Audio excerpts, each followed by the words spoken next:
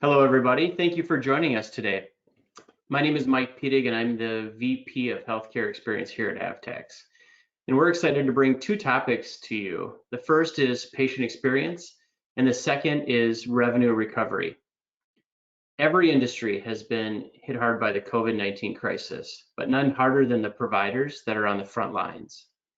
It started really about 2 months ago to the day on March 14th, when the US Surgeon General first tweeted out that hospitals and healthcare systems should consider stopping elective procedures. And it really gained momentum quickly after that.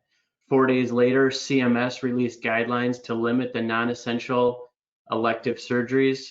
And then very quickly, the state governors followed suit. I think California was first, Michigan followed. And I know here in Minnesota on March 19th, our Governor Walz signed an executive order directing the delay of inpatient and outpatient surgeries and procedures. It has resulted in a significant transformation of the healthcare industry, and no provider has been untouched. Now, fortunately, we've also seen how our healthcare system can quickly rally and prepare and adjust to this crisis to ensure that the patients are receiving the care they need. Our goal today is to bring a different point of view, a different perspective. Most of the other healthcare webinars are focused on what to do today, the here, the now. And that makes sense. Frankly, that's how you've been operating. It's very tactical, it's very reactionary. But now that over half of the states have lifted or eased the restrictions on elective procedures, it's time to start thinking about the future. We want to take the next hour to recognize the amazing work that you're doing, but also think about what the recovery, the restart, and the reactivation looks like. What should we expect in the next 2, 3, 4, and 6 months, and how to plan for it? The ultimate goal is twofold: to deliver an exceptional patient experience and to maximize the revenue that has been lost. Now, only you know where you are on this continuum. So think of that as we make our recommendations and talk about the strategies, about what's best for you, your team, and your organization. Of course, if you have questions, please submit them via the GoToWebinar app. And at the end of this presentation, we will have an open Q&A session. Today, we will focus on 3 patient engagement strategies. The first, customer experience strategies to retain patients. Then we'll talk about leveraging Microsoft's platform tools to enable personalized and proactive communication, and then innovative ideas to deploy these self-service technologies. I'm joined today by 2 other experts from our healthcare team, Jenny St. Louis and Steve Smith. Jenny, do you want to take a minute to introduce yourself? Yes, thanks, Mike. Hi, I'm Jenny St. Louis. I'm a director of healthcare consulting here at Apotex. I'm also based in Minneapolis, Minnesota. And I'm really excited to be here today because I started working in healthcare and have focused my career in healthcare because I'm really interested in helping people. And providers know better than anyone when your health is not well, when you or a loved one are sick, that really supersedes everything else in your life. And I think the whole world is seeing that right now as we deal with the pandemic and our collective health is at risk. That has superseded every other aspect of our life. And I'm excited today to talk about how we can help healthcare organizations and specifically providers who have given so much to our communities during this difficult time. Thank you, Jenny. And Steve? Yes, hello, my name's Steve Smith. I live in Michigan. I'm actually a principal solutions architect at Apotex. So I specialize in data and AI technologies from Microsoft, and we'll be speaking to you today about their platform solution that we use to help our clients deliver exceptional customer experiences. Excellent. Thank you, Steve. Who is Apotex? Let's just take a minute and give you a little bit of background for those of you who are not familiar with who we are and what we do. Our vision is fueling exceptional customer experiences, and we've been doing it for over 30 years. We are a full service customer experience provider. And what that means is we can help your organization go through the transformation that is necessary to meet the expectations of your customers today. We believe we are living in an experience-based economy, and that you're no longer competing with organizations that provide similar products and services you, but that you're competing against the last best experience that you've had. I'll give you an example. When I check into my hospital clinic, I am no longer just comparing that check-in and registration process with the last time I checked into a clinic. I'm now comparing that against what the check-in and registration process was at the Marriott the last time I checked in at a Marriott. That's the world that we are living in today, and Apotex is uniquely positioned to help you deliver an exceptional experience to your customers. Of course, all organizations are working hard to help their customers and their community deal with this crisis. And I'm very proud to be a member of the Apotex team, and I wanted to share some of the things that we've been doing to help and contribute. We have helped thousands of employees move from working in an office environment to working at home. We've helped organizations deploy crisis management apps to make it easier to communicate internally. And we've helped customers quickly deploy IVR enhancements to reflect the new world that we live in. And we've also contributed to a number of charities that are help ensuring we get PPE equipment to the front lines. But it's all of you that really deserve our thanks. We want to acknowledge the healthcare workers, the first responders, those working on vaccines, and everyone else in an essential worker role. We're thinking of you every day and hope you are safe. In our role, we have the benefit of talking to providers every week. In a recent conversation with one of our clients, she shared this quote: "If you're not preparing for the recovery, you are already behind." I think this quote really captures the importance of today's conversation and why we felt it was necessary and the right time to share some of these recommendations. With that, I will hand it over to Jenny to share some of her thoughts on strategies, customer experience strategies to retain patients. Great, thanks, Mike. And I'll just note before I get started, you'll notice that we're going to kind of seamlessly use both the term customer experience and patient experience, and we really mean those terms interchangeably for our purposes today. We mean them to be the healthcare individual or family that are being served by provider organizations. So just if there's any confusion about those two terms, we wanted to kind of level set on that. And as I talk about patient experience, that's obviously a very broad term. And so for today's purposes, we're focused on the communication strategies around patient experience, because a great patient experience really starts with communicating with the patient when they're outside the four walls of your organization. They spend, under normal circumstances, the vast majority of their time outside the four walls of a provider facility, but especially now with all the lockdown orders, with the suspension of elective services, even more so than normal, patients are not spending that face-to-face time to have the in-person experiences. So it's really important for provider organizations to focus on delivering a patient experience in a remote fashion with communication. And communication is often multi-channel. So understanding that patients are getting that communication both directly from your organization, whether it's social media, phone, we'll talk about these different channels. But that the information itself is what's key, and that's really important to set patients at ease during a crisis. So we'll talk about the strategies to put in place around communication, including putting outreach channels in place, communicating proactively, and creating patient engagement opportunities. It's really important to note that effectively communicating information at this time will also help to limit the volume of incoming calls that your organization is going to receive, which helps your staff focus on the highest priority items and the most critical patients. And also to note that all of these strategies are relevant at all times. It's not just during this coronavirus pandemic or during times of crisis that communication is important. This is really important strategies to have in place over the long term so that you can really deliver the best patient experience under every circumstance.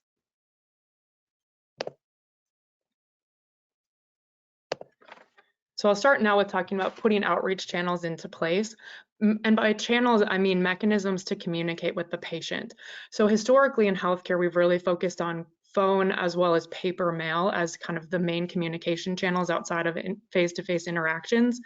But as we're seeing more and more channels become available today, it's really important to understand what patients' channel of choice is and to recognize that that channel of choice is going to vary based on their needs. So the channel that a patient may want to hear from a provider organization for things like appointment reminders or a reminder to schedule your upcoming annual physical is going to be different than the channel where they want to get information like scheduling a complex procedure, or if there's a case where they may be getting difficult test results back, there's going to be interest in having a different channel for that communication and a more personalized one-on-one channel for the more complex or difficult communications versus, just understanding when my appointment is, or push broad communications about what's happening with the broader provider organization. So it's important to understand what those channels are that patients want to be using. And right now is a great time to start to get that understanding. So let patients know you're interested in reaching out to them. There's a lot of information that you're trying to convey, and let them know that you want to understand how they want to best get communicated to from you. So if it's email or if it's text message, making sure that you have those mechanisms to reach out to patients using those channels, and that you have the correct and accurate information so that the patients are getting the information that you think that they're getting. And just something to note, with the kind of multi-channel experience, the benefits for your organizations are not only will you see increased patient engagement, but it can also lower your cost to serve patients, which is especially important right now, given the limited resources that many provider organizations have as you're focusing resources on COVID-19 response, and have also had to cut down resources to deal with the financial challenges related to minimizing elective services.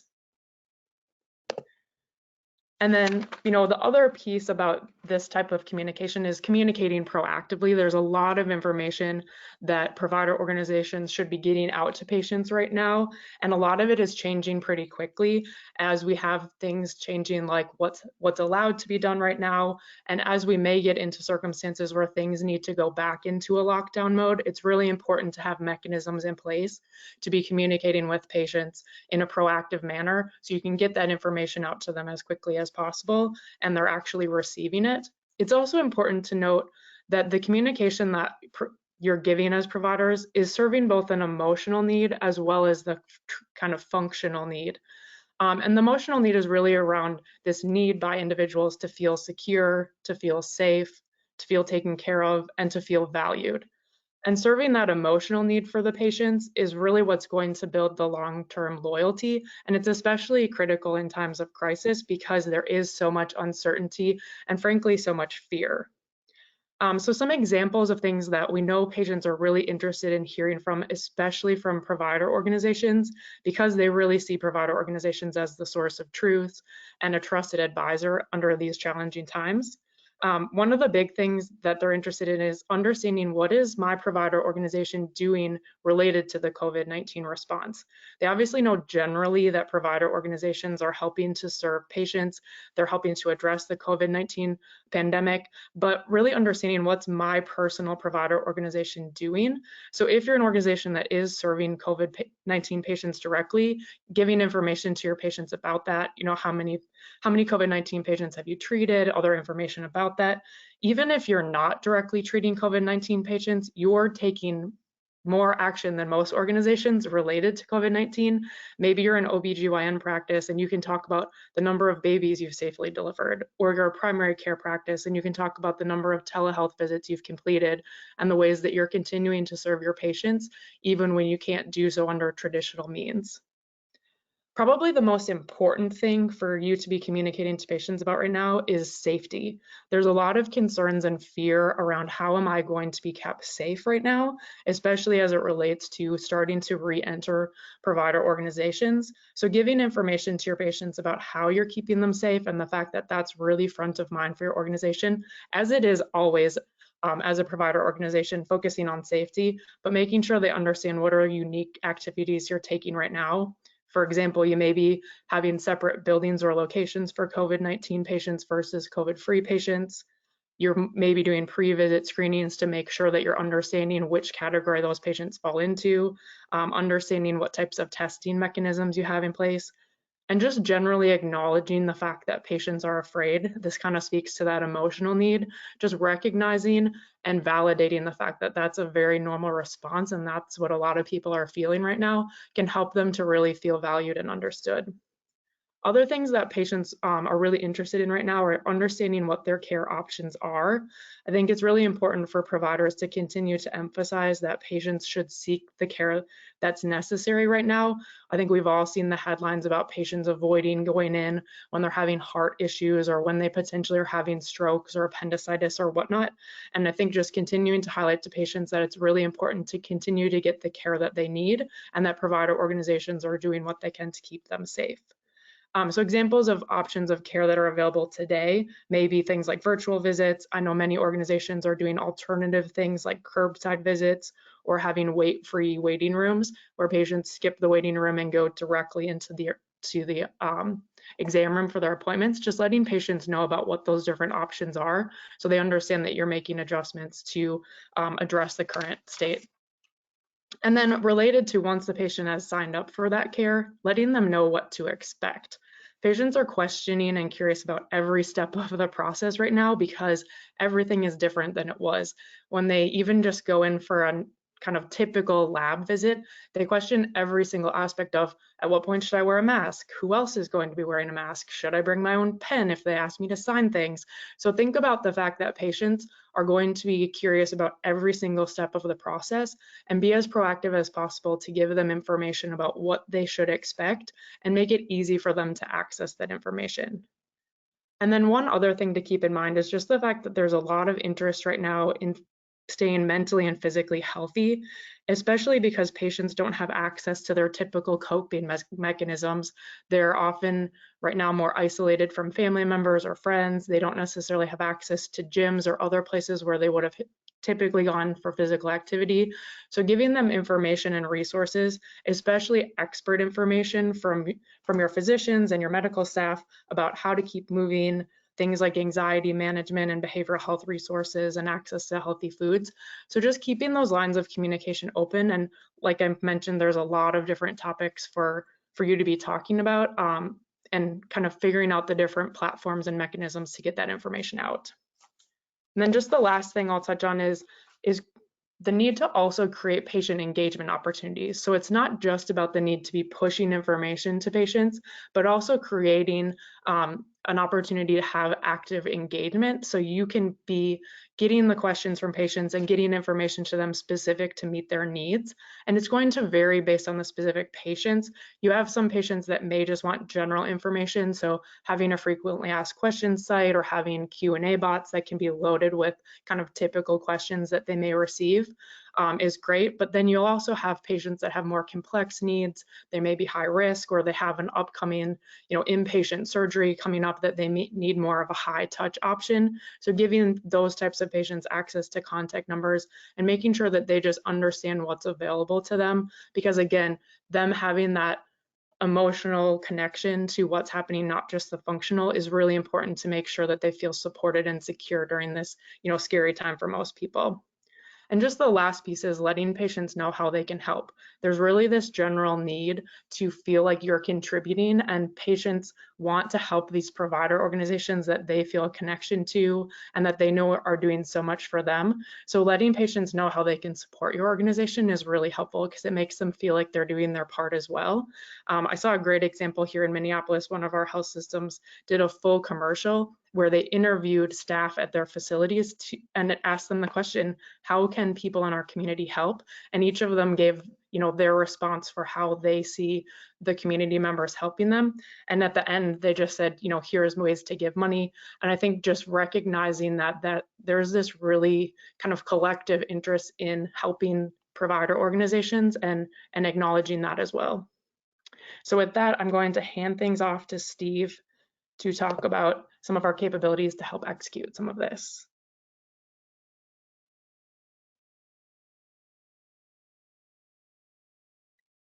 Do I still have control mic or do you?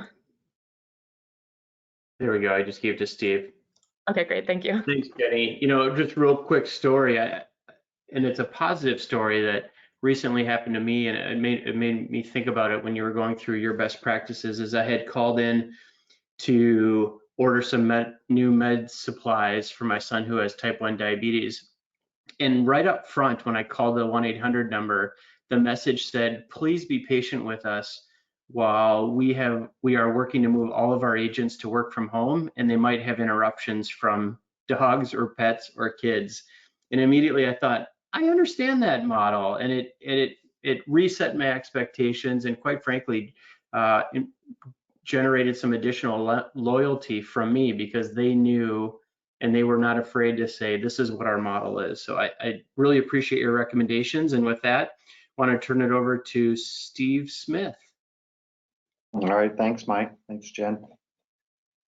So first of all, I want to start off by saying that what I'm going to talk to you about and what I'm going to show you, it's not actually an Apotex product, but it's a packaged approach that we use leveraging the Microsoft platform. So we've successfully used this approach to deliver exceptional customer experiences for our clients across multiple industries. So not just in healthcare, but in retail, in other, B2B business environments. And, another kind of quick thought here is that your organization might already be licensed for this platform. So let's start first with a definition. So by definition, a customer data platform. So the product is actually called Microsoft Customer Insights, and it's defined as a customer data platform. It's a pre-built system that unifies customer data from all sources and makes it available to other systems. And as you heard Jen say at the beginning of her presentation, replace the word customer with the word patient or family or guarantor. And you have what we call patient insights or patient 360.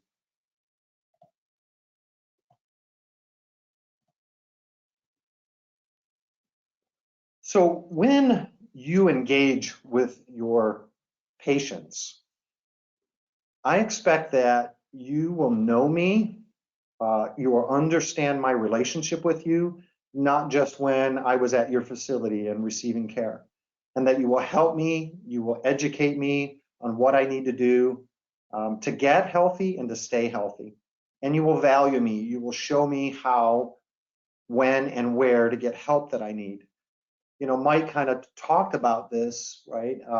He gave an example, that when you engage with your patients, the experience that they're expecting, they're gauging their experience with you with their previous experience that they've had, whether that's at the Marriott at the check-in or that's on a website that they were on, right, where they were trying to schedule an appointment to go get something done. They expect that kind of experience from you. So you need to kind of know them, help them, and value them, and provide them that same experience. So I wanted to share with you, here's not knowing me, here's not valuing me or helping me. This is what it looks like. It's an actual letter that my mother received just last week, redacted, of course. The health system that sent her the letter has 15 hospitals, 11 urgent cares, 43 labs, and covers over 1 million lives in the region that they serve. Yet they sent this letter. My mother's response to the letter is, my what is due? My metabolics panel? And where do I go? Is it a hospital, a clinic? Where is it at? At my convenience, it says. And am I due or am I overdue? Like it says at my convenience. I'm confused. And it says disregard if I've had this procedure. Is it a procedure? I thought it was a test. Procedure repeated, the letter says. So if I had it done once, do I need it again? Okay, enough. My oil change place knows more about me than my healthcare provider, right? They're sending me a template letter and it really doesn't know me, value me, or help me.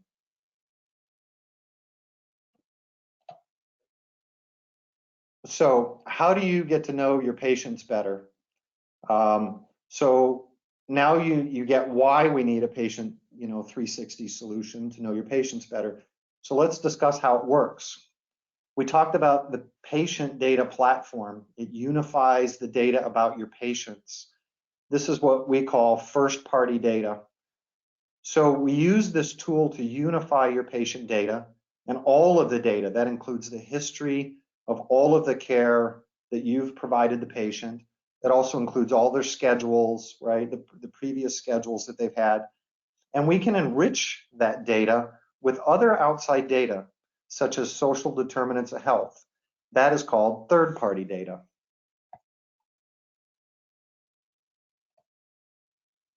So I want to walk you through some of so this is the diagram that represents your first-party data. So it's what I talked about, the schedule, all the patient scheduling, all the patient's encounters, right? The patient, the guarantor, claims, payments, procedures. This is what you currently know about your patient, right? This is your EMR system and your scheduling system. But enriched with third-party data, right? It's often called social determinants of health. We can enrich the data about your patients and provide information about their occupation, their income, their geography, their age, their marital status, their education status, their contact info. This is really important contact info because you may not have in your EMR system or your scheduling system their cell phone number, right, their email address. We can enrich that data and provide you the ability to know that patient and how to communicate with them. But it doesn't end there. There's a lot more information. There's behavioral information that tells you about their social status, their engagement, their cohorts, and additional data, proprietary data about how are they engaging with your website, how are they, engaging with your call center, how are they, getting to your facility. So all of this data kind of merged together in one single patient insights, patient experience, patient 360 environment is what we're talking about. It's the culmination of all that data.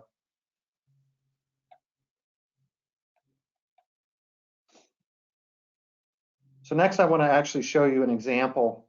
So let's start with this example. So this is an actual, this is the actual patient 360 environment from Microsoft. So this is called Customer Insights or Patient Insights. So this is Hugo, and he's an 18-year-old male. On the left side, we see the details of the patient. So their name and their address, their medical record number. Notice we also have their email address and their cell phone number. That's that digital reach that came from enrichment that we talked about. There's more data about the patient, their income, education level, access to transportation and healthy food. The social determinants, they're in there too. In the middle, we see the chronology of all of the interactions that we've had with the patient, the procedures, the prescriptions, the conditions, including all of their completed or maybe even missed or rescheduled appointments. And on the right, we see what are their potential interests and affinities and their healthcare coverages and expenses. So this is an example of the customer data or the patient data platform and kind of the what you get when you unify all of that data together.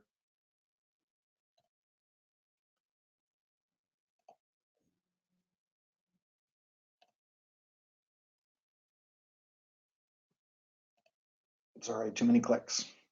So when you have all of this data about your patient in a single place, it allows you to unlock insights and take action to predict the customer intent or need, to spot the trends and patterns, such as the need to schedule an appointment due to a chronic condition or test that is needed, to create rich patient segments, so lists of patients that meet certain needs criteria, to drive personalized messages that provide the guidance that you want to give them, and automate the patient-centric experience to follow the customer journey campaign to deliver the message.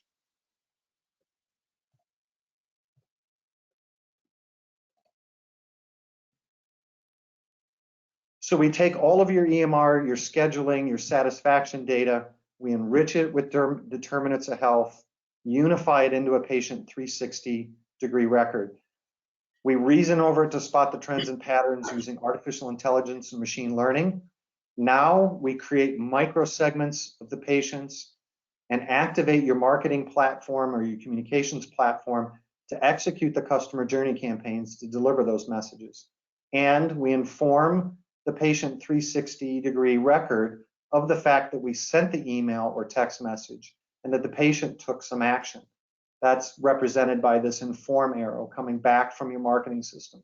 So every interaction that you have with the patient, all the knowledge that you have about them fully enriched, activated, send the email out, send the, provide the Facebook or the social posting, and then detecting when the patient's actually engaged with that communication or that message.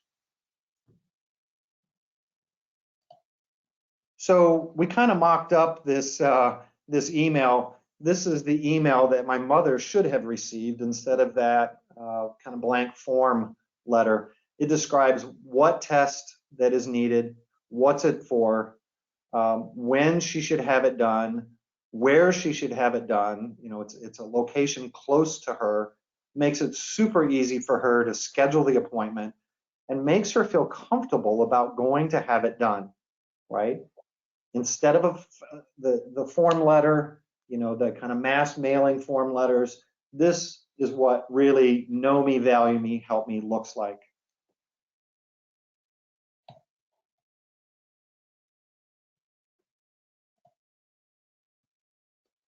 So when I engage with you, I expect you will know me, understand my relationship, you'll help me, you'll value me. Realize that we can reason over the same data to segment at-risk patients and send them targeted messages about what they need to do to stay healthy or get help. We can reason over the data to segment it for procedure postponements and target messages with easy-to-use self-scheduling, embedded right in. When you know me, help me, value me, I am much more likely to stay healthy and loyal to the provider that honors our relationship.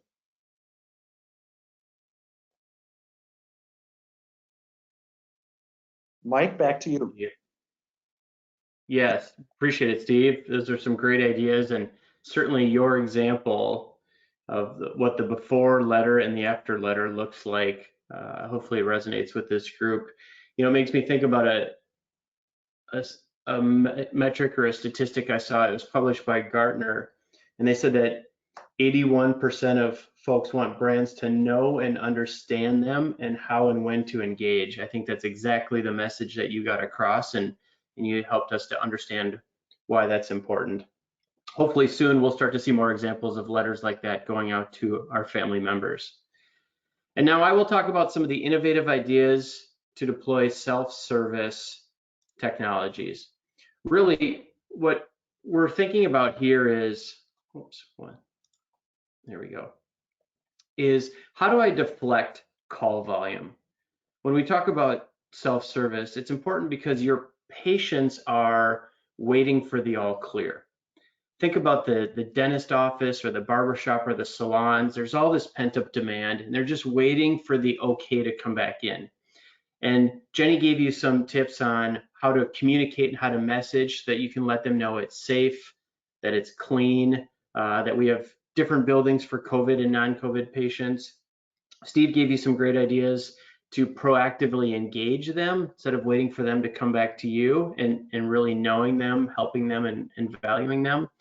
And now, once they do engage with you, how do you make it easier for them?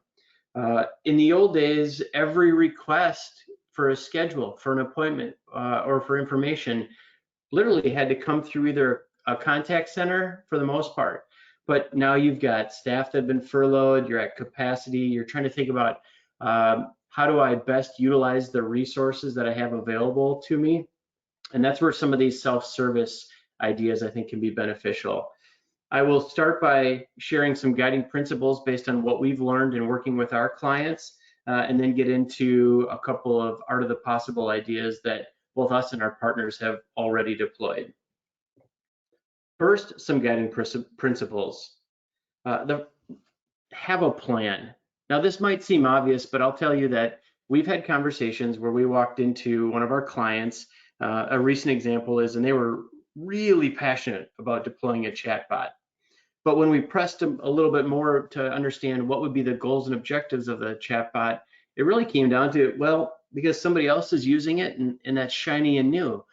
Well, that's just a whack-a-mole approach. If you do it that way, then we'll solve that problem, and then there will be another and another. And so really it comes down to having a plan, and this is where Jenny's customer experience services and consulting can come in. So you find out what is best for your customer, for your patient, and work your way backwards, and then you can understand how that technology fits in there.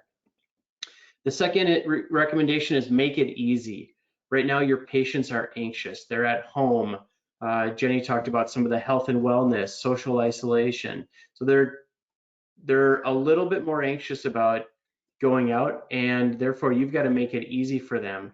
They've also likely leveraged some of the other technologies during this crisis, like telehealth, and found it to be a great experience. And so they're now resetting their expectations and looking for that great experience going forward. There's a desire for a touchless environment. You know, in the past, if I had come into the clinic and I walked over to a kiosk and it was a touchscreen to register, now I'm going to be a little bit more hesitant, making sure that is that device clean. So people talk about a touchless or contactless environment. Is it safe for me to go back to the hospital as a patient or as an employee? You know, if I hear an employee cough, is that just seasonal allergies or is that wave 2 coming? I recently read a blog by author Mark Manson who talked about how we used to be worried about FOMO, the fear of missing out. Well, now we're worried about FOGO, which is the fear of going out. And I think that's absolutely true. The next recommendation is bring the power to the patient. Patients are looking for ways to have more control over their care. They're making buying decisions, and those buying decisions that have typically been applied to other industries are now coming to healthcare. You'll hear us at Apotex talk about healthcare becoming a shoppable experience. And now is a really important time to make sure that you're doing everything you can to keep them in your network, to reduce the leakage, and make sure that you don't lose those patients to some of your competitors who might offer other solutions that make it easier to engage them. And then finally, bring the care to the community. This is also known as meet the patient where they are. Are they at home? Are they in areas that are underserved? Are they rural? Do they have access to transportation, public transportation? Think about those key influencers when deciding what's the right approach for deploying self-service technology. And now let's look at 3 that we at Apotex, as well as our partners, have deployed. And think of this as a continuum. On the left are some of the easiest options, and on the right, including automated scheduling, it gets a bit more complex. But think through this list and figure out what's best for your organization, and certainly we can help you move from one to the next to the next. But the first is IVR enhancements. We've done a number of smart applications and IVR enhancements to transform just your basic out-of-the-box IVR. Some examples include when there are instances when you've got long hold times, that you can give them the option to leave their name and number, keep their place in queue, and call them back. That saves them time, significant improvement in satisfaction. We've got the ability to offer pay your bill, check an appointment, maybe get a reminder, or one of the new options that we're seeing on the market is the ability to do triage. Imagine where you've got 10 callers waiting in queue. Each one of those patients has a different condition, a different reason for calling. You can do some basic triage while they wait to make sure that you're putting your patients who are most at risk, who need urgent care, move them to the top of the list versus maybe another patient who's just looking for a preventative visit. Really, it's a time saver for your staff, and it's an improvement for in the experience for your patients. We also are seeing a lot of success with virtual assistants and chatbots. One of the things that I would recommend is look for patterns where your patients and consumers are asking a lot of the same questions. and think about how you could offload that into an automated bot or AI application that could serve up those answers more quickly to your patients. Now, the other thing we've seen though is you've got to make sure you set the right expectations. If your end user thinks they are engaging with a live individual or a live agent and they find out that it's a chatbot, there's a chance that they will be disappointed and the satisfaction will take a hit. So be upfront, be transparent. The other thing to consider is success is directly tied to the pre-population of these tools. In other words, if we think about Microsoft's COVID-19 chatbot, the reason it was so widely deployed is because it came already populated with the most common questions and responses, and therefore organizations could implement it in just a matter of days. And in fact, since March, as an example of this success, over 1,200 of the COVID-19 self-assessment chatbots based on the Microsoft service have been deployed. They've reached over 18 million individuals and over 160 million messages have been served up. Think about the reduction in call volume and the impact that has had to those organizations. And then finally, automated scheduling. This is the most complex of the options that we're recommending today, but certainly has significant benefit. This will require coordination across your different service line leaders. Likely you won't open up all of the surgical suites on day one, so you've got to figure out how to get cardiology, ortho, interventional radiology to work together to use the resources that we do have available. Something to consider is you will probably need to work with your physicians to relax their rules and requirements. You know, sometimes they do right knees on Wednesdays and left knees on Thursdays. But we recently talked to a hospital or a health system CEO, and she said that previously, pre-COVID, they had been running at about 50% utilization. These are ideas that can get you closer to 100% utilization. They can reduce the amount of time that your doctors, nurses, and other healthcare professionals spend answering questions and delivering information. And you will see an increase in your patient satisfaction. Now, if you've already deployed some of these technologies and some of these solutions, I would say take the time now to review them for efficiency and update any messaging or functionality. Any one of these can certainly result in a better experience. With that, quick summary of what we've covered today. Jenny talked about the importance of customer experience strategies to retain patients. Steve took us through some of the Microsoft platform tools that will enable you to deliver more personalized and proactive communication. And I shared some innovative ideas to consider when deploying self-service technologies. Now, let's jump into the Q&A and see what questions have come through so far.